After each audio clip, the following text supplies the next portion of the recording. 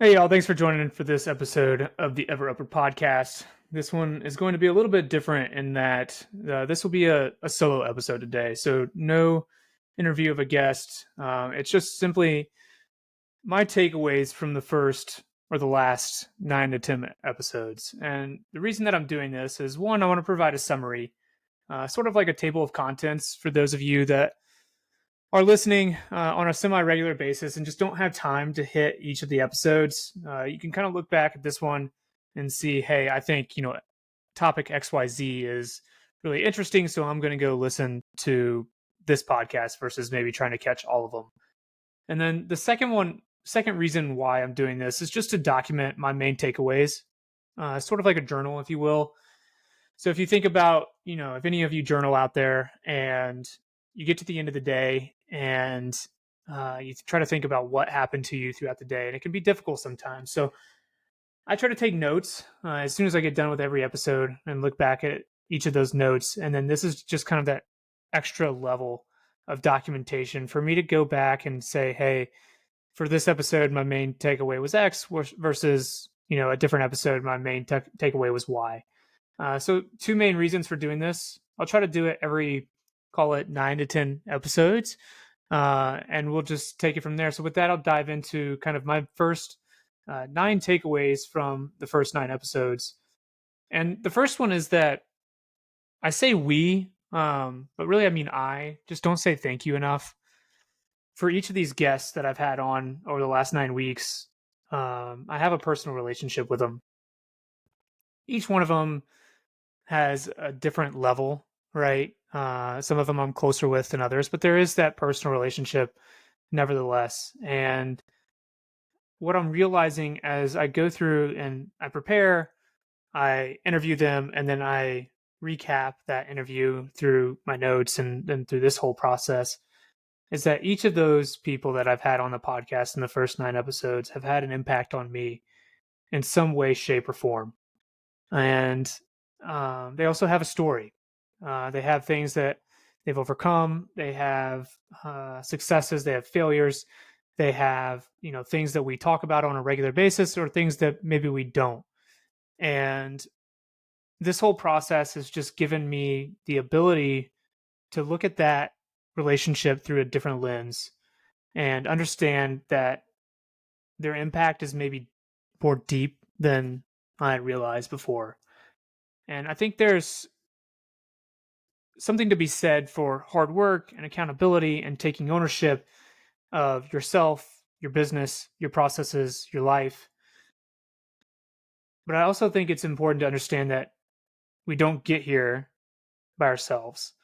And that's something that has been on my mind a lot lately as it relates to my own life. I grew up in a family and in a support system where people always just believed in me for whatever reason. And I think that played a massive role in the person that I became and the person that I continue to become, that I'm evolving into. And I think it's just important to take a step back and to realize that. And this process has given me that opportunity to do so. Most of you that are listening, the people that have reached out and said, words of encouragement to me, you guys all have an impact. And I appreciate that in a much more deep way than probably what you realize. And that's just kind of my first takeaway from these first 2 episodes. The second one, and really the third, kind of relate to each other. But we'll start with the second takeaway. It's that you have to take risks. Abhishek Mathur in episode 3 talked about, you can learn about real estate, but eventually you have to just do your first deal, and you got to put yourself out there and really take that risk. And I think risk is, and how I'll differentiate it from the next one is that it's deliberately exposing yourself to uncertain outcomes. And yes, they can be calculated and you can think them through and you can plan. But each one of the guests that have come on so far have taken a risk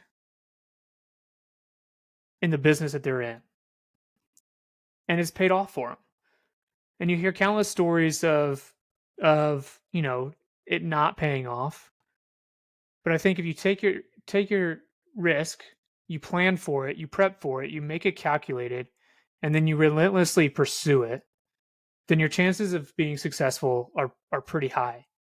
And so my second takeaway from these first 9 episodes, from each of these guests really, but kind of relating back to what Abhishek said, is that you just gotta do it. You gotta do your first deal. Whatever your first deal looks like for you, whether it's a real estate deal, a new business venture, venturing into a new market, you know, plan it, calculate it, but eventually you just have to do it. The third takeaway, and it sounds pretty familiar to the or similar to the second one, is that you have to put yourself out there. And what I mean by that is that you have to engage with the world, right? You have to realize that no matter what position you are in, you have a personal brand, right? You may not be on social media, but you do have a personal brand, and you have to put yourself out there and you have to engage with the world in a way that is open and vulnerable. And I think it's about being proactive and assertive and pursuing opportunities for growth and connection. Um, and that can sound a lot like taking risks, but at least in my mind, I do think of it a little bit differently. Ashley Kent talked about the whole personal branding idea in her episode. And, I think that is certainly a level of putting yourself out there, right? Like you're opening yourself up and your knowledge to your network, whether it's through social media or networking events or, you know, whatever it might be, engaging with your customers. You're opening up your knowledge. And by doing so, you're allowing yourself to grow through challenges. So no matter what you're going through, no matter which mode you think is appropriate for you, whether it's social media and the different, various platforms that can be used, TikTok, Twitter, Instagram, whatever, or just more engagement with those around you. Don't hesitate to put yourself out there. The next lesson relates in a very similar way to 2 and 3, in that one of my main takeaways, and this comes from a lot of the guests that have come on, 8 out of the 9 guests that have come on to the podcast so far, have not went to college for the business that they're in. So you had Allie Michaels in episode 2. She talked about going to school and having a career in the nonprofit space, and then eventually starting her own business in nutrition, which is something completely different than what she had trained for. What she had kind of built her life towards. Ashley Kent went to school for exercise science, and now she's running a marketing company. That was episode 5. And in episode 4, Marcus Harris, went to school for marketing, had a marketing business. Now he's in the insurance business and running an insurance family firm. And so I think one of my main takeaways is that, especially if you're a young person, right? Like you think you know which direction you're going to go. Your college degree at 18, 19, 20 years old is so important. But if you think that business is, or opening a business or being an entrepreneur or running a family business is in the cards for you, then experience oftentimes trumps education.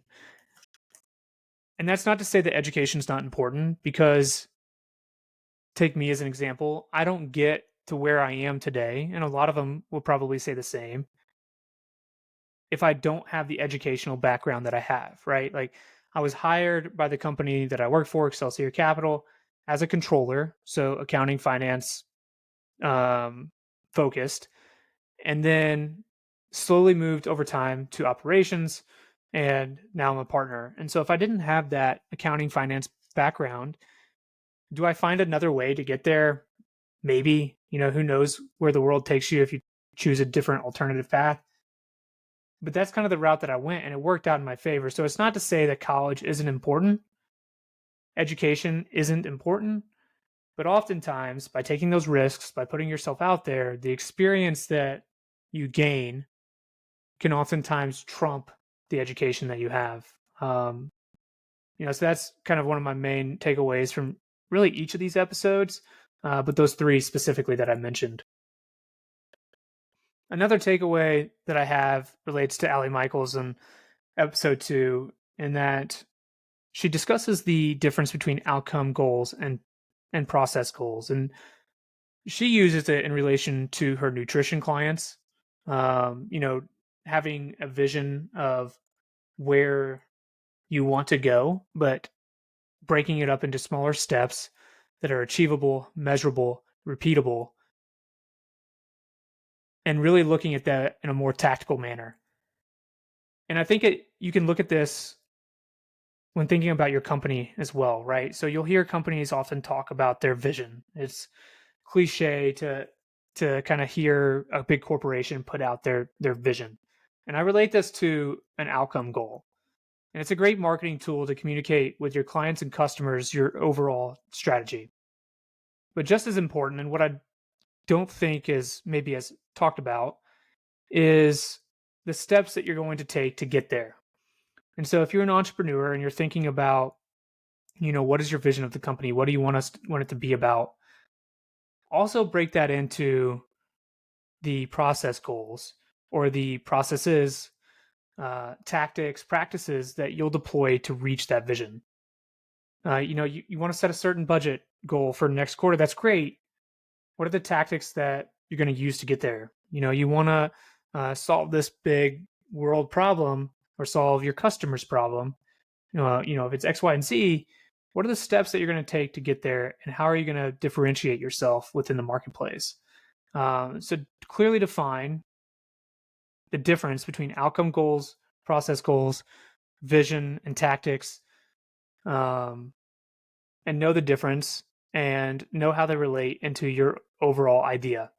So if you need some help with that, highly recommend going and checking out episode 2 with Allie Michaels. Probably my biggest takeaway, or most important takeaway, I think, is this whole idea that it's not always sexy to run a business. You know, as Brian Adams alluded to in episode 6, and I've mentioned this in a couple of other the podcasts that you'll hear, you know, post this episode and maybe a few prior to, is that oftentimes what makes someone successful is not always that they're better at XYZ they're offering than their competitors, but it's that they have a higher pain tolerance when it comes to the mundane parts of the offering. You know, I spoke about it with Matt Poppert as well in episode 9.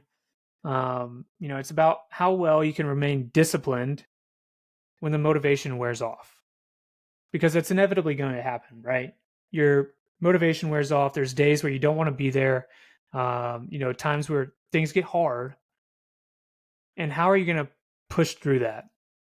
And you often hear people say, or at least I do within my circles, that they want to own their own business because they want freedom. They want to be their own boss. And I think relating to this whole idea of it's not always sexy, there's a degree to that is true. You know, you are your own boss and running a business, and it allows you to have the opportunity for freedom. But at the end of the day, when you're in a corporation and things go wrong, or you're not feeling at your best and you're not 100%, you can kind of blend in to some degree. You know, it kind of absorbs you. But if you're in a small business and you're running the business, or you're a manager, the higher you move up in all of those scenarios, the less that you're not on your game, the easier it is for those around you to tell. And so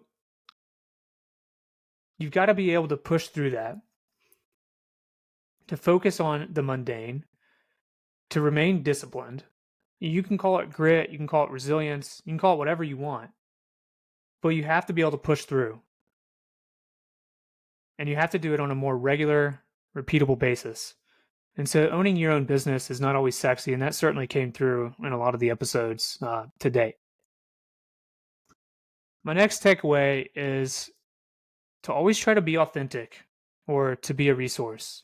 I spoke about it with Casey Cox in episode 7, Ashley Kent in episode 5, and then as well with Marcus Harris in episode 4.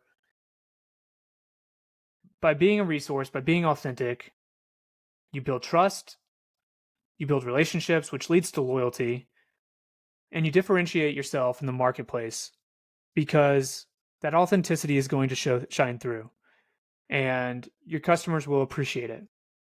I think just as important here, and in the same breath, is the impact of inauthenticity. And you can fake authenticity for a little while, but it's eventually going to come through. True colors will show. So consistently try to do the right thing, own up to it when you don't.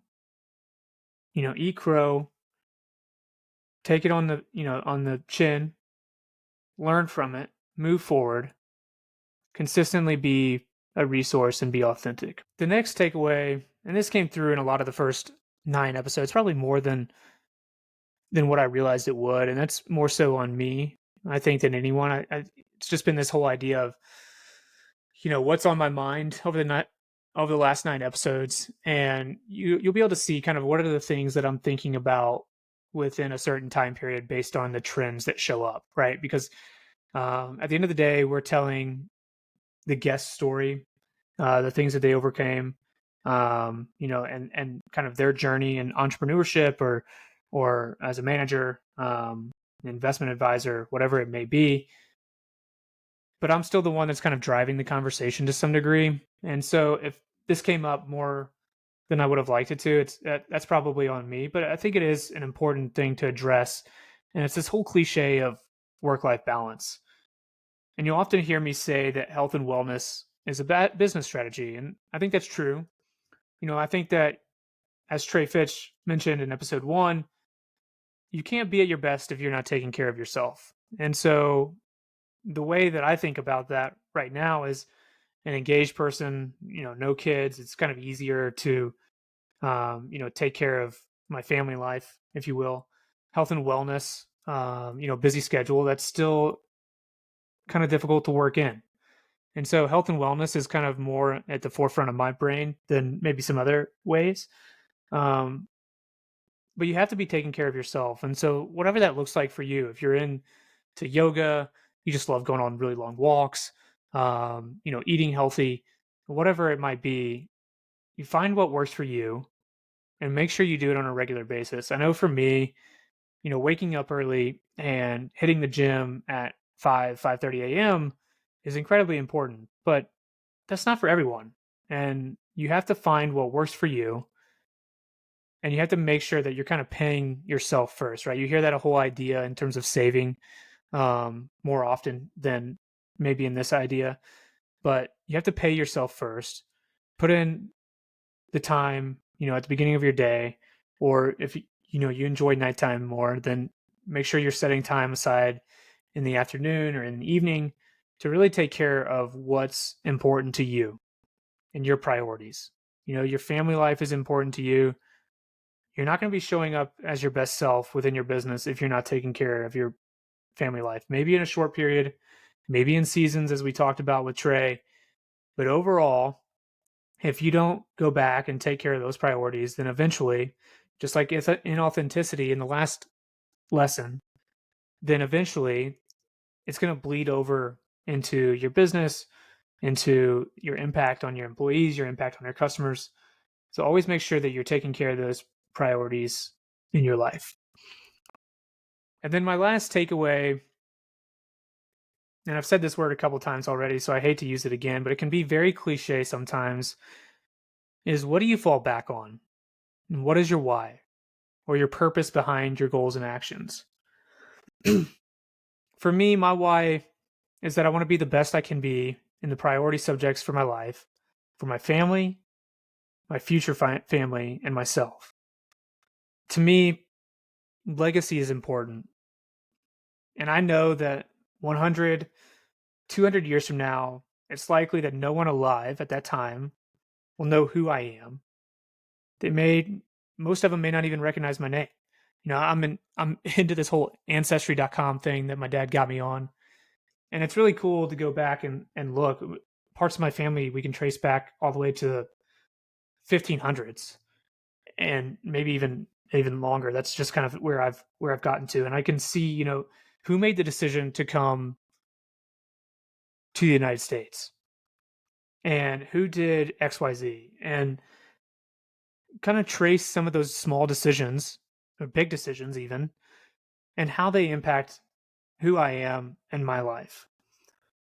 And so my goal, and I think it should be more talked about within our world, is how can we make the decisions today that, you want to talk about delayed gratification. It's not even that's going to benefit myself, like making the decisions today that will benefit future generations to come, my future bloodline. And that's important to me. Now, that may not be important to you, but it is important to kind of figure out what your why is so that when, as we talked about earlier, when motivation inevitably wears off and you have to revert back to discipline, that foundation of knowing your why will kind of set you up for a better likelihood of success. Jonathan Lutz in episode 8 talks about his faith and how important it is to him and his impact on his why. It's just like I said, it's a lot easier to fall back on that why when your motivation is lacking, when things get tough and you have to overcome that and kind of push through. You're undoubtedly going to evolve as a person, as a company. I know or we at Excelsior have done so. We've done things right, we've done things wrong, we've done some things that can easily be improved upon. But overall, our why, our investment thesis will change. Our visions will go through iterations, but why we do what we do is going to always largely remain the same. And so make sure you clearly define your why, and that'll come through in those outcome, vision goals as well. So those are kind of my top 9 takeaways from the first 9 episodes. And so now I want to take a minute to just talk about things that I've done right over the course of these last 9 episodes, and then some things that I've done wrong as well. So top 3 things that I think I've done right with the podcast. And the first one is that I have a great team. And that kind of goes back to that first point I made in lessons. Like, you got to have people around you that believe in you, that set you up for success, that are aligned in this common vision. And between our marketing director at Excelsior, Lily Marks, and my fiance, Brittany Zurcher, they've been able to provide this creative minds to hold me accountable and lift me up in areas that maybe I'm lacking. And so I really appreciate the team that I have around me. And then, honestly, the extended support as well. The second thing I think I've done right is I've had great guests that I know personally. For me, getting behind a camera, behind a microphone, and speaking is incredibly intimidating. And so it was important for me to have guests early on that I knew personally, and I knew I could carry on a conversation with, right? There was a level of familiarity there. And this can't continue forever. And quite frankly, I don't want it to, because I want to provide diverse group, and that means going outside of my network. But the guests that I've had on have gotten me through kind of this initial phase with their expertise, their great conversational skills, their all desire to share, and then also because of their care for me and helping me and guiding me along in this journey. And then the third thing I think that I've done well is that I took time to set it up, right? Like, video audio is important. And so we took time to look into best in class, within a certain budget of the audio and visual equipment that I could buy. We have a cadence and schedule for my schedule that works for me, that is repeatable, that is, I can remain consistent with it. And we do it on a regular basis because for me, I'm very routine oriented. And so if I get out of that routine, who knows when I'll get back into it. So I try to stay as consistent as possible. Mondays and Fridays are kind of my recording days because it's just kind of easier for me to maintain. So those are the top 3 things that I think I've done correct. Now, the top 3 things that I'd like to correct in the future is I need to get better at taking notes. I've done this more recently, post episode 9 and 10. As I've kind of reflected on this solo episode and thought about things that I need to do better. But every time I get done with an episode, Um, I sit there and I think, wow, that went by so fast. Like I've talked about it with a few of the guests, is you get done and 45 minutes went by much faster than you realize. And as you sit back and you think about it, there's these little knowledge bombs, if you will, in the crevices of an episode that you kind of just forget about if you don't write it down. And so one of the things that I'd like to do better at is taking notes as I go through. And you may see this if you watch it on YouTube. You'll see me looking down and writing, versus listening on, a podcast platform where you can't see that stuff. You don't know what's going on unless, you can hear it. But I want to do better at taking notes. The second thing I want to get better at, and I'm sure a lot of you have probably realized this, is I want to get better at using filler language. And it's not to say that I didn't know that I used it prior, but when you go back and listen and you hear yourself speak, you realize that you say like, and other filler language much more than you could have ever imagined. And so that's one of the things that I'm going to focus on. It's probably going to be the most difficult to overcome, but we'll see where you can tell I wanted to go there and use some then, but we'll see where we go. And then lastly, the last thing I want to prove is that I want to continue to hone in my listening skills. I think through the process of going through this journey on the podcasting world, I've certainly gotten better. I don't think there's any doubt about that. I'm sure my fiance would say the same, and she can let me know when she listens to this. But there are a lot of times where a guest will say something that resonates with me, and it's a natural inclination, probably selfish in nature, to have this feeling of can't wait to share.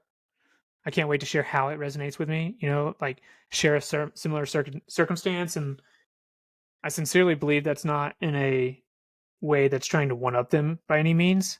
But it is probably selfish in nature by saying like, oh yeah, I had a similar experience, and trying to connect the dots there.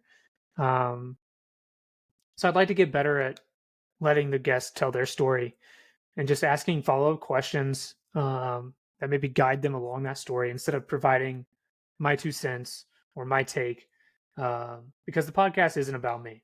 It's about sharing the stories that I find interesting. So with all that being said, the last 9 weeks have been a great learning experience. It's been fun, to be honest. I wasn't expecting that. Like I said, this was something that's way outside of my comfort zone, and I wasn't expecting to have a ton of fun in the early on journey. I knew I could probably get there over time, but I thought it would take a little bit longer, and this really has been enjoyable for me. There's been a lot of growth, and there's still, don't get me wrong, there's still a ton of room for improvement, but I can already see some changes in my ability to, navigate this podcasting world. So last but not least, I kind of want to leave you with a little bit of tidbit or motivation, if you will. And that's, if you're thinking about doing something that is outside of your comfort zone, like starting a podcast, do it.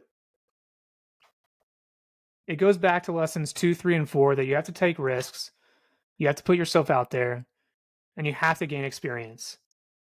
You're not going to be perfect at the beginning, but that's what makes it enjoyable. And I promise you that support will show up.